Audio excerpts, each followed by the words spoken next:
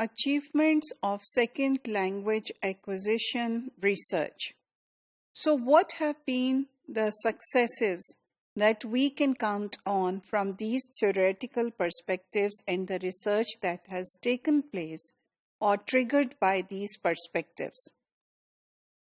First of all, we need to keep in mind that this research that has taken place has over the time become more sophisticated, more complex. It has led to sharper linguistic explanations of learner grammar. It has led to a better documentation using the methodology, using the new technology. Now people are able to actually do a lot more and study in more detail what is going on in the minds of the learners.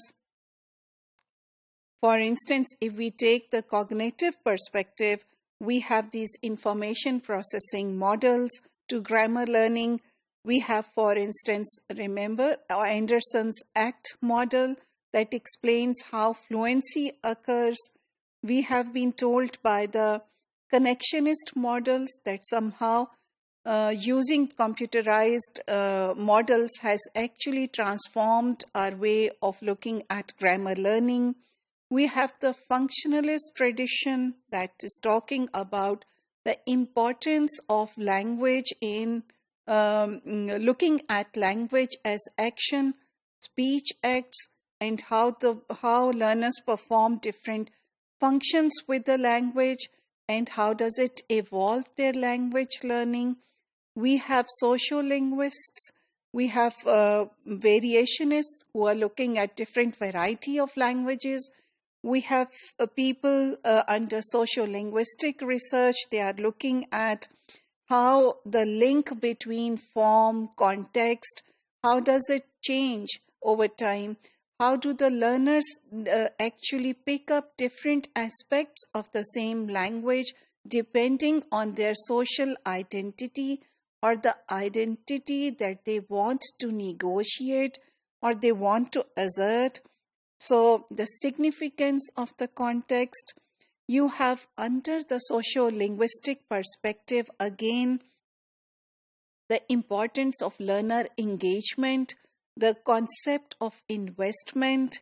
We have this whole concept of communities of practice, how groups need to come together to learn a language, and how in these communities of practice, power dimensions can have an impact on the success or the failure of language learning.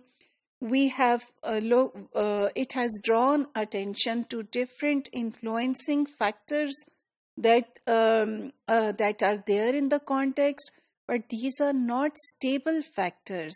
These are factors that can be negotiated. For instance, even regarding the identity of the learners, over the time, the identity that the learners want to negotiate might change. They might like to assert a different identity. And this change or transformation will have its impact on the language learning success or failure. Then you have socio-cultural perspective of learning. And over here, you actually apply this general theory of learning to actually the processes of second language learning. And you have this importance of learner agency very clearly brought to center stage, the importance of social interaction.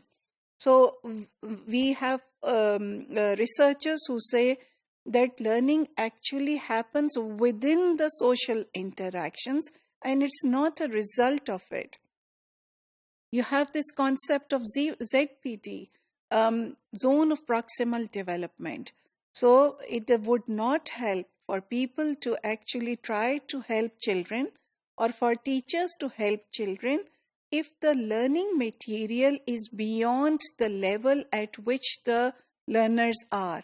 So it has to be at the right level, or the syllabus has to be at the right cognitive level matching with the development level of the children, and it has to be just right beyond it. And it is through scaffolding, through dialogue, that the learners will learn to bring it in their grasp. We have this importance of inner speech, things that we have not thought about. How important it is for the learners when they sit in a group to have a dialogue with others, but then how important it is for second language learning that the learners actually use their inner speech. And this only shows their engagement with a positive impact on their second language acquisition.